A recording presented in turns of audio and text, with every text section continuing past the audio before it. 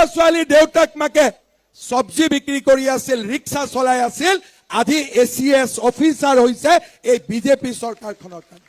কালি যদি কাম নকৰো, কালি যদি 2 লাখ চাকৰি দিম বুলি নিদিও, মহিলাসকলক 25,000 দিম বুলি নিদিও, মোক গালিও পাৰিব।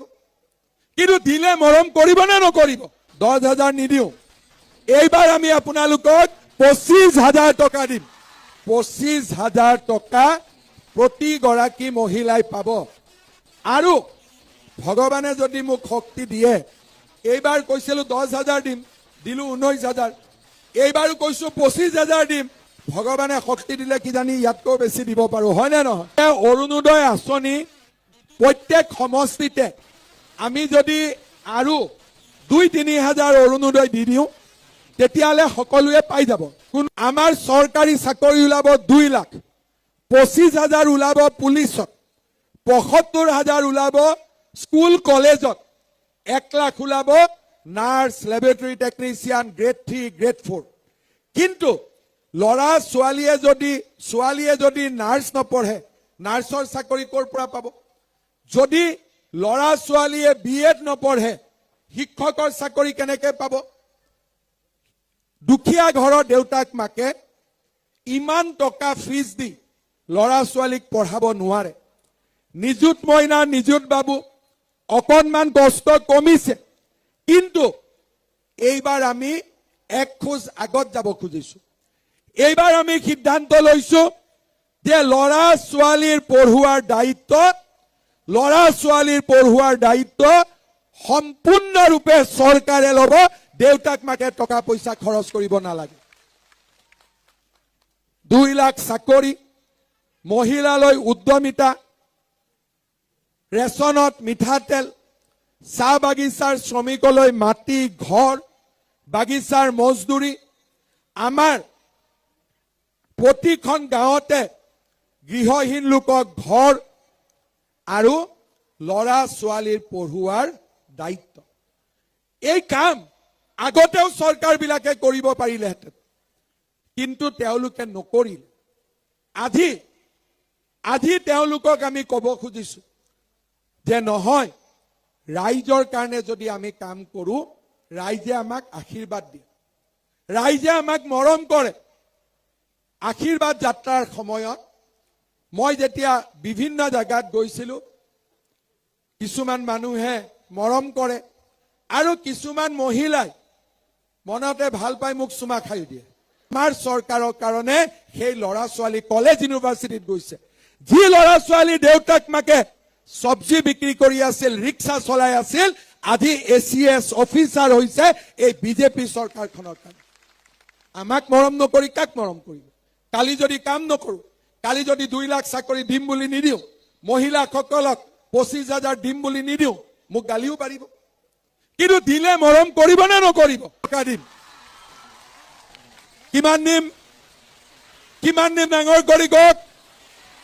25,000 টকা প্ৰতিগৰাকী মহিলাই পাব।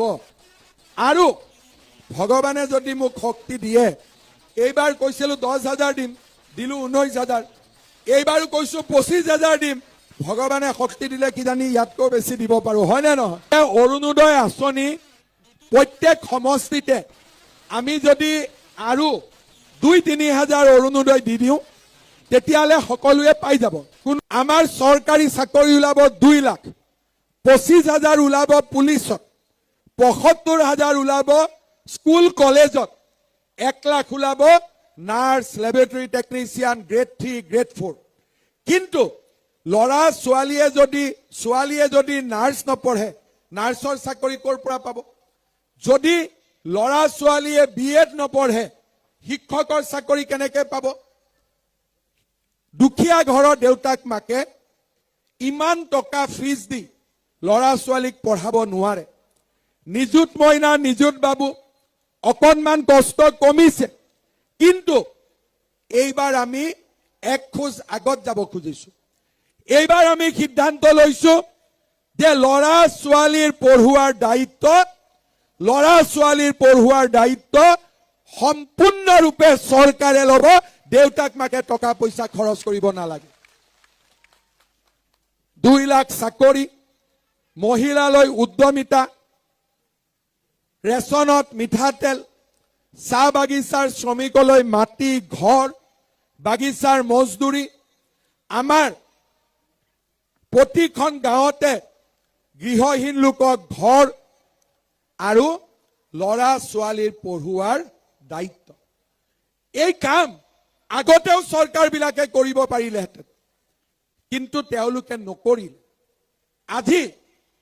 আজি তেওঁলোকক আমি ক'ব খুজিছো যে নহয়, ৰাইজৰ কাৰণে যদি আমি কাম কৰোঁ, ৰাইজে আমাক আশীৰ্বাদ দিয়ে, ৰাইজে আমাক মৰম কৰে। আশীৰ্বাদ যাত্ৰাৰ সময়ত মই যেতিয়া বিভিন্ন জায়গাত গৈছিলো, কিছুমান মানুহে মৰম কৰে আৰু কিছুমান মহিলাই মনতে ভাল পাই মোক চুমা খাই দিয়ে। তেতিয়া কংগ্ৰেছ বিলাকে কয় যে হিমন্ত বিশ্ব শৰ্মা কিয় চুমা খায়? হাৰে, মোক চুমা আইতাই খায়, মায়ে খায়, ভণ্টিয়ে খায়, বাইদেৱে খায়। কিয় খায়? কাৰণ তেওঁলোকৰ কাৰণে দিনে ৰাতিয়ে মই পৰিশ্ৰম কৰিছো। মই লুঙি ধুতি ৰাজনীতি কৰা নাই। নিযুত মইনা, নিযুত বাবু, যি ছোৱালী কলেজ ইউনিভাৰ্চিটিত নগলহেঁতেন, আজি আমাৰ চৰকাৰৰ কাৰণে সেই ল'ৰা ছোৱালী কলেজ ইউনিভাৰ্চিটিত গৈছে। যি ল'ৰা ছোৱালী দেউতাক মাকে চব্জি বিক্ৰী কৰি আছিল, ৰিক্সা চলাই আছিল, আজি ACS অফিচাৰ হৈছে এই বিজেপি চৰকাৰখনৰ কাৰণে। আমাক মৰম নকৰি কাক মৰম কৰিব? কালি যদি কাম নকৰো, কালি যদি 2 লাখ চাকৰি দিম বুলি নিদিওঁ, মহিলাসকলক 25,000 দিম বুলি নিদিওঁ, মোক গালিও পাৰিব। কিন্তু দিলে মৰম কৰিব নে নকৰিব? কৰিব নে নকৰিব? সেইকাৰণে মই লুৰিণজ্যোতি গগৈক কওঁ যে প্ৰথমতে ৰাজনীতি শিকিব লাগিব। ৰাজনীতি মানে মানুহক ভাল পোৱা। আজি দুলীয়াজানৰ মানুহক ভাল পালো, কালি ডাইভোৰ্চ। পৰহি দিনাখন নাহৰকটীয়াৰ মানুহক ভাল পালো, ডাইভোৰ্চ। এইবাৰ যদি খোৱাঙত ইলেকশ্যন হাৰে, অহাবাৰ খোৱাঙত নাহে, অহাবাৰ গৈ টিংখং পাবগৈ। হয় নে নহয়? তাৰ মানে মানুহৰ প্ৰতি মৰম নাই। মানুহৰ প্ৰতি মৰম নাথাকিলে মানুহে ৰাজনীতি কৰিব নোৱাৰে। শ্ৰদ্ধা ৰাইজ, খোৱাঙৰ কাৰণে এজন বিধায়কে 5 বছৰত যিমান কৰিব পাৰে কৰিব পাৰে, কিন্তু সকলোৱে যদি কয় যে 5 বছৰত সব ৰাস্তা পকী হৈ যাব লাগিব, আমাৰ অসমখনটো ইমান ধনী প্ৰদেশ নহয়। পৰ্যায়ক্ৰমে আমি কৰি যাব লাগিব। আজি যদি কোনোবাই কয় যে চক্ৰ গগৈয়ে 5 বছৰৰ ভিতৰতে সকলো ৰাস্তা পকী কৰি দিব লাগিব, কিজানি মোৰ সমষ্টিটো ইমান ৰাস্তা পকী হোৱা নাই। কাৰণ একে 5 বছৰত সব কৰিব নোৱাৰে।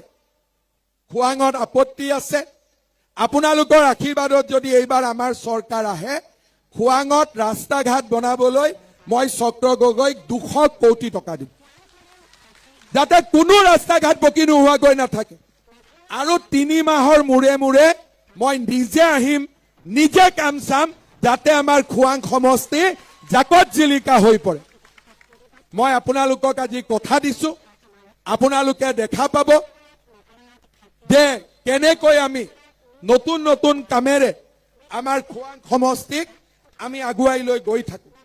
আমাৰ খোৱাঙত যোৱাবাৰ মই বানপানী চাব আহিছিলো, মথাউৰিৰ কাম হৈছে, কিন্তু আৰু মথাউৰিৰ কাম বাকী আছে। মই মথাউৰি কেইটা বনাইও দিম আৰু মথাউৰিৰ ওপৰত পকী ৰাস্তাও বনাই দিম, যাতে গাড়ী দিও অহা যোৱা কৰিব পাৰে। শ্ৰদ্ধা ৰাইজ, এটা খোৱাঙত যেতিয়াৰ পৰা সমজিলা হ'ল, তেতিয়াৰ পৰা খোৱাঙত ৰাইজৰ এটা খুব জেনুইন দাবী হৈছে যে আমাক চেচু ঘাটত দলং এখন লাগে। হয়নে নহয়? লাগে নে নালাগে? বুঢ়ীদিহিং নদীৰ ওপৰত চেচু ঘাটত দলং লাগে, হয়নে? এই দলংখনৰ আধাৰশিলা মই আগষ্ট মাহৰ 2 তাৰিখে স্থাপন কৰিম। অলৰেডি প্লেনিং হৈ গৈছে, নক্সা বনিছে। চেচু ঘাটৰ দলঙৰ কাম আগষ্টৰ পৰা আৰম্ভ হ'ব, 1.5 বছৰ 2 বছৰৰ ভিতৰত কমপ্লিট হৈ যাব। হ'ব?